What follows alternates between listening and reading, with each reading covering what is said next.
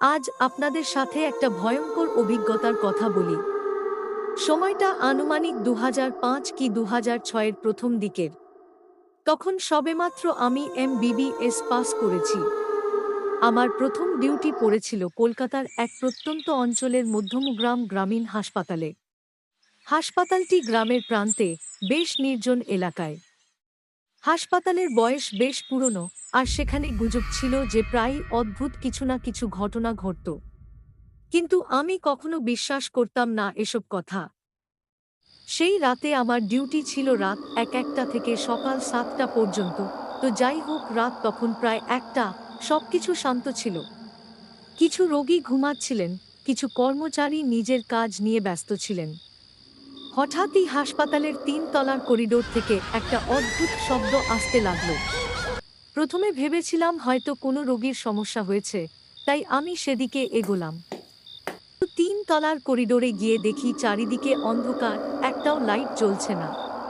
অথচ আমি নিশ্চিত ছিলাম যে লাইটগুলো কিছু সময় আগে ঠিকঠাক ছিল। একটু ভয়ে ভয়ে আমি করিডোরের মধ্যে দিয়ে হাঁটতে থাকলাম। আচমকাই আমার পিছন থেকে একটা ঠান্ডা বাতাসের ঝাপটা এসে লাগলো। আমি পেছনে তাকিয়ে দেখি করিডোর একদম ফাঁকা, কেউ কোথাও নেই। ঠিক তখনই দূরে একটা সাদা পর্দার নিচ দিয়ে কারো পা দেখতে পেলাম। মনে হলো কেউ সেখানে দাঁড়িয়ে আছে।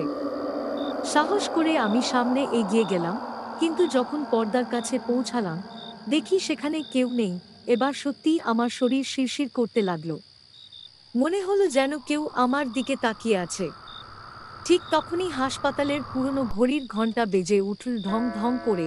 সেই সাথে করিডোরের জানালাগুলো প্রচণ্ড বিকট শব্দে কাঁপতে শুরু করলো। আরও কিছুক্ষণ চারদিকে তাকিয়ে কিছু দেখতে না পেয়ে আমি দৌড়ে নিচে ফিরে এলাম। এরপর আমার আর কিছু মনে নেই।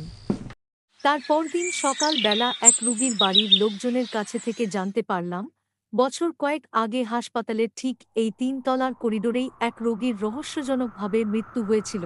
তারপর থেকে অদ্ভুত ঘটনা ঘটতে থাকে।